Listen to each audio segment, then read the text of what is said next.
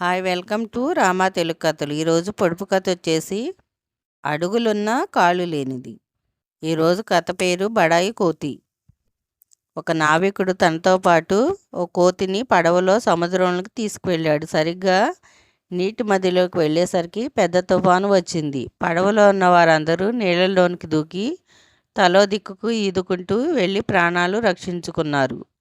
కోతి సగం మునిగిన పడవపై నిలబడి రక్షించండి రక్షించండి అంటూ అరిచింది. అది విన్న ఓ తిమింగలం పడవ దగ్గరకు వచ్చి కోతిని వీపు మీద ఎక్కించుకొని తీసుకెళ్తోంది. పడవలో మనుషులందరూ చక్కగా ఈదుకుంటూ వెళ్తుంటే నువ్వు మాత్రం రక్షించండి అంటూ దిక్కులు చూస్తున్నావేం, నీకు ఈత రాదా అని కోతిని అడిగింది తిమింగలం. ఈత రాదని చెబితే చిన్నతనంలా ఉంటుందని భావించిన కోతి అదేం లేదు, నేను నీకన్నా వేగంగా ఈదుకుంటూ వెళ్ళగలను అంది బడాయిగా. అలాంటప్పుడు రక్షించమని ఎందుకు అరిచావని అడిగింది తిమింగలం. నేను కోతుల్లో మహారాజుని, ఏ పనైనా సేవకులతో చేయించుకోవటం తరతరాలుగా మాకు అలవాటు, గొప్పగా చెప్పింది.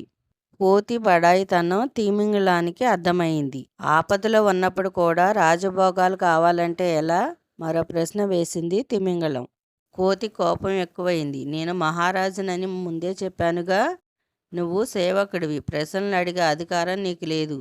అదే మా రాజ్యంలో ఇలా చేస్తే కఠినంగా శిక్షిస్తాను. కానీ ఇప్పుడు నువ్వు నాకు సహాయపడుతున్నావు కదా, అందుకని క్షమిస్తున్నాను చెప్పింది కోతి. ఆపదలో సహాయపడిన వారిని గౌరవించాలనే కనీస సంస్కారం కూడా లేని కోతిపై తిమింగలానికి కోపం వచ్చింది. నేను ఈ సముద్రంలోని చేపలకి మహారాజునే, నీలాంటి పొగరబోతులకు మేము శిక్షలు విధిస్తాము అంది తిమింగలం. నీళ్ళల్లో ఉండేదానివి, నువ్వేం శిక్షలు వేయగలవు అంది కోతి వెటకారంగా.